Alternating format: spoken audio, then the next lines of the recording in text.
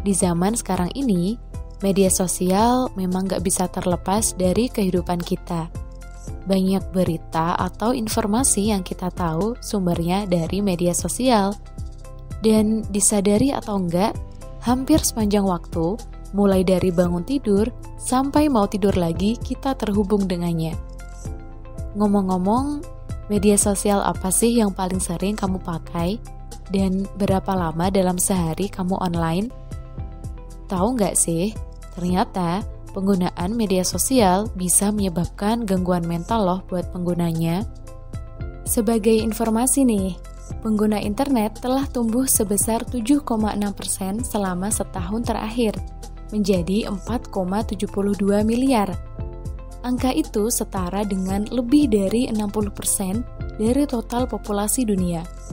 Nah, lebih dari 1,5 miliar pengguna baru bergabung dengan platform media sosial selama 12 bulan terakhir, menjadikan total seluruh dunia 4,33 miliar pada April 2021. Wah, banyak juga ya. Ngomong-ngomong, apa sih media sosial favorit kamu? Hasil survei ini yang dilakukan oleh agensi marketing We Are Social dan platform manajemen media sosial Hootsuite menunjukkan hampir seperempat atau 24,1% pengguna internet di seluruh dunia yang usianya 16 hingga 64 tahun memilih WhatsApp sebagai platform media sosial favorit mereka. Sedangkan di peringkat kedua ada Facebook nih dengan hampir 22%.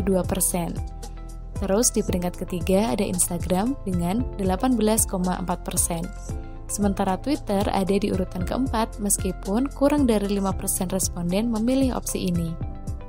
Berdasarkan gender, sesuai laporan dari 2021 Social Media Demographics Guide menyebutkan, sebanyak 54% pengguna Facebook adalah perempuan, sementara 46%-nya adalah laki-laki. Sedangkan pengguna Instagram lebih banyak didominasi oleh perempuan nih dengan 51%, sementara pengguna laki-laki 49%. Nah, menariknya, pengguna Twitter memiliki persentase yang seimbang antara perempuan dan laki-laki, yaitu masing-masing 50%. Pada tahun 2020, Indonesia menempati peringkat ketiga jumlah pengguna media sosial terbanyak di dunia, setelah Tiongkok dan India dengan 198,96 juta pengguna. Lebih dari separuh penduduk di Indonesia telah melek alias aktif menggunakan media sosial pada Januari 2021. Dalam laporan berjudul Digital 2021, The Latest Insights into the State of Digital yang dirilis oleh We Are Social dan Hootsuite, disebutkan nih, dari total 274,9 juta penduduk di Indonesia, 170 juta diantaranya telah menggunakan media sosial. Itu berarti angka penetrasinya sekitar 61,8%.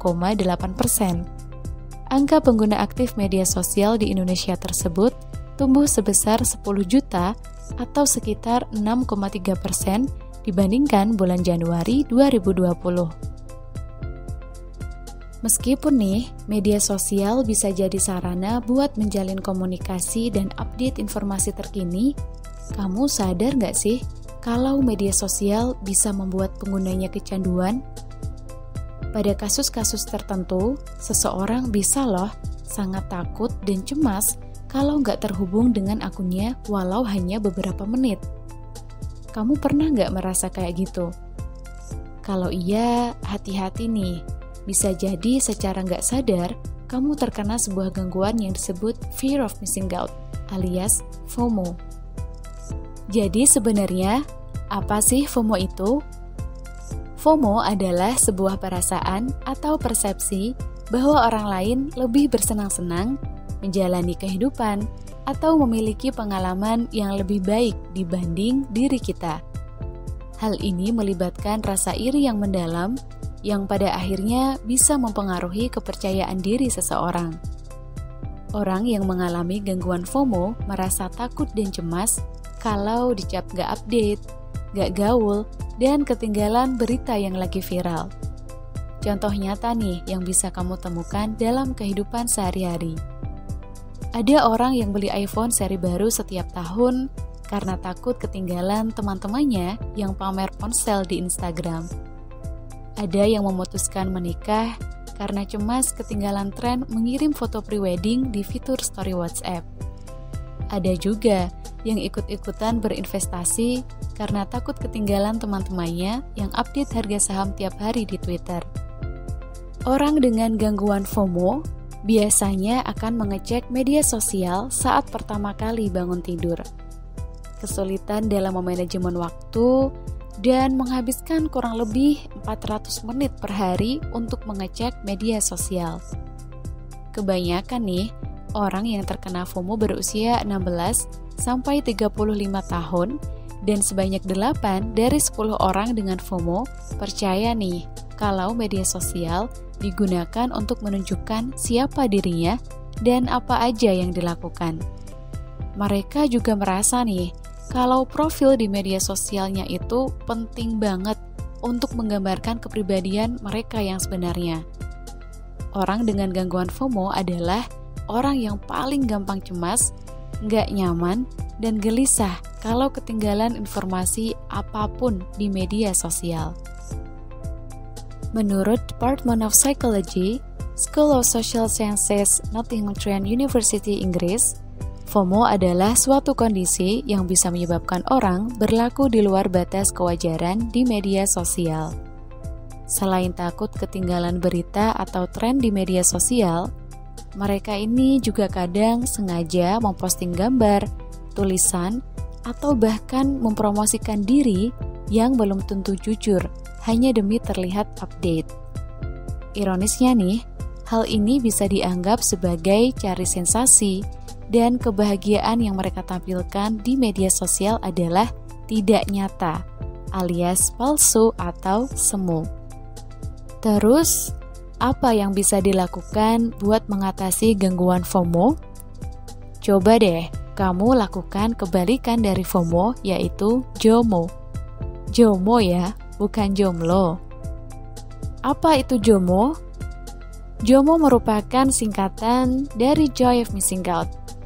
Kalau orang dengan gangguan FOMO merasa cemas dan gelisah saat ketinggalan informasi atau tren, orang dengan JOMO justru merasa tenang dan gak terobsesi untuk mengikuti informasi atau tren yang lagi viral. Mereka udah bahagia aja gitu dengan apa yang mereka punya dan jalani tanpa sibuk membandingkan hidup mereka dengan orang lain. Jadi bisa kamu bayangin nih, betapa damai dan tentramnya hidup orang dengan JOMO ini. Kamu bisa memulai JOMO dengan menonaktifkan gawai selama beberapa waktu dan melakukan aktivitas yang kamu suka. Me time, menekuni hobi, menghabiskan waktu bersama keluarga atau sahabat. Selanjutnya, berhenti deh mengikuti akun dari orang-orang yang bisa memicu perasaan negatif dalam diri kamu. Tetapkan batas harian seberapa lama kamu menghabiskan waktu di media sosial. Kalau perlu nih, kamu juga bisa keluar dari akun media sosial atau menghapus aplikasinya untuk sementara waktu. Tapi kalau meninggalkan media sosial untuk beberapa lama terlalu memberatkan, kamu bisa kok memulainya dengan menyisakan 1 hari untuk libur dari penggunaan berbagai aplikasinya. JOMO bukan berarti kita harus benar-benar menghilang dan gak bersosialisasi dengan orang lain ya. JOMO justru membantu kita buat mulai membangun koneksi yang lebih dalam dengan orang-orang di sekitar, seperti keluarga dan sahabat.